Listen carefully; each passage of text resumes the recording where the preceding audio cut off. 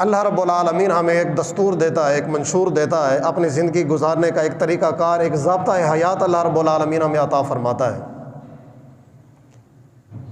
جس انداز کے اندر ہم سال کا اختتام کرتے ہیں یا آغاز کرتے ہیں، یہ اللہ رب العالمین کا دیا ہوا دستور اور منشور نہیں ہے۔ جس انداز کے اندر ہم ایک سال کو، جس طرح کہ آپ نیو ایئر کے نام سے جو ہے نا وہ پوری دنیا کے اندر ایک سال کے اختتام کا اور دوسرے سال کا آغاز کیا جاتا ہے، اور اس موقع کے اوپر جس انداز کے اندر بے حیائی اور عریانی، فحاشی، بے غیرتی اور بد اخلاقی جس انداز کے اندر ہوتی ہے، اس کا ہمیں اللہ اور اس کے رسول نے یہ طریقہ کار اور یہ دستور اور منشور نہیں دیا اس انداز میں گزارنے کا، بلکہ ہر جانے والا سال اور ہر نیا آنے والا سال ہمیں یہ اس بات کی دستک دے رہا ہے کہ انسان تیری زندگی کی دیوار سے ایک اور اینٹ کم ہو گئی ہے۔ اگر ہم اس کو سمجھیں تو کہ ہر جانے والا سال یہ ہے نا یہ دستک دے کر جا رہا ہے کہ اے انسان، جو تو اللہ اپنے رب سے جو زندگی لے کر آیا تھا، وہ 30 سال یا 40 سال، 50 سال، 60 سال یا 100 سال، جتنی زندگی لے کر آیا تھا اس میں سے ایک سال کم ہو گیا ہے، تیری زندگی کی دیوار سے ایک اینٹ جو ہے نا وہ کم ہو گئی ہے۔ اور جو انسان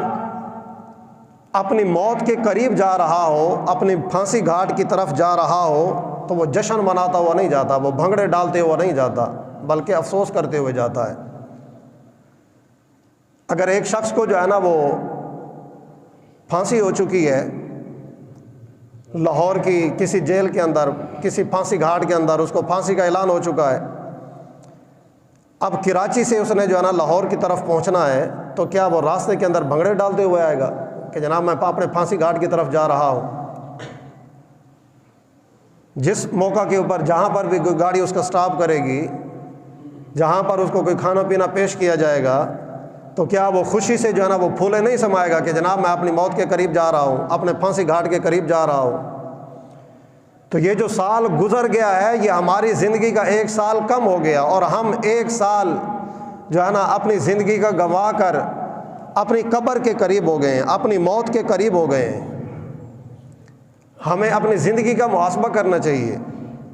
کہ اللہ رب العالمین نے جس مقصد کے لیے ہمیں یہ زندگی عطا فرمائی تھی، کیا ہم نے اس انداز کے اندر اس زندگی کو گزارا ہے کہ ہم اتنے جشن منا رہے ہیں؟ ہم کس لحاظ کے اعتبار سے جو ہے نا ہم خوشی کا اظہار کر رہے ہیں، ہم بھنگڑے ڈال رہے ہیں، اور اس انداز کے اندر پہلے تو ہمارے دامن کے اندر ہے ہی کچھ نہیں، اور اگر جو ہے نا وہ جانے انجانے کے اندر کچھ نیکیاں ہمارے نامہ اعمال کے اندر آ ہی جاتی ہیں، تو ہم اس قسم کے ایونٹ کے اندر آ کر جو ہے نا ان کو بھی جو ہے نا نیست و نابود کر دیتے ہیں، ختم کر دیتے ہیں۔ ہمیں تو ہر نئے سال کا آغاز اللہ اور اس کے رسول کے نام کے ساتھ کرنا چاہیے، قرآن پاک کی تلاوت سے ہونا چاہیے، حضور نبی اکرم صلی اللہ علیہ وسلم کی ذات پر درود پڑھ کر اگلے سال کا آغاز کرنا چاہیے کہ یا اللہ یہ سال تو گزر گیا، یا اللہ اس کے اندر ہماری جو خطائیں ہوئی ہیں تو معاف فرما دے، آنے والے سال ہم تیرے سے وعدہ کرتے ہیں کہ گزشتہ سال جو ہم نمازیں نہیں پڑھ سکے